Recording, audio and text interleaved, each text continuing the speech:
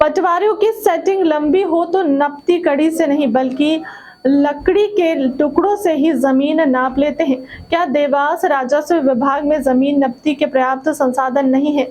क्या जिला कलेक्टर इस पर संज्ञान लेकर कार्रवाई करेंगे? आपको बता दें कि पिछले दिनों किसानों को मिलने वाली मुआवजा राशि अपने रिश्तेदारों के खाते में डालने के मामले में देवास जिले के पटवारियों ने प्रदेश भर में सुर्खियां बटोरी हैं और कलेक्टर ऋषभ गुप्ता के निर्देशन में 18 पटवारियों के खिलाफ प्रकरण भी दर्ज हुए हैं। 5 पटवारियों को निलंबन की गाज गिरी, किंतु फिर भी देवास के दबंग पटवारी और राजस्व निरीक्षक अपनी जादूगरी करने से बाज नहीं आ रहे।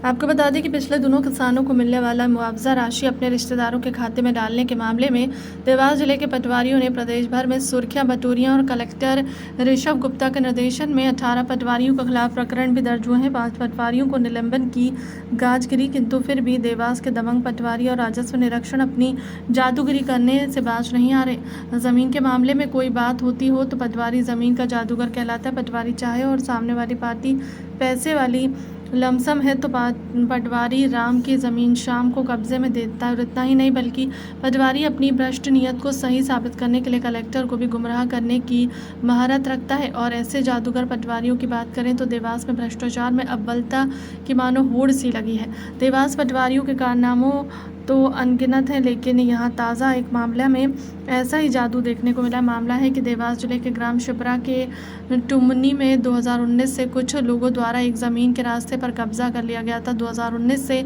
मामला कोर्ट में विचाराधीन था, जिसका विगत दिनों निर्णय हुआ था रास्ता खोल जाए। इसी आदेश के तहत मौके पर पटवारी और आरआई पहुंचे और रास्ता खुलवाया। लेकिन आपको बता दें कि पटवारी और आरआई के जादूगर अंदाज से ज़मीन की नपती की गई।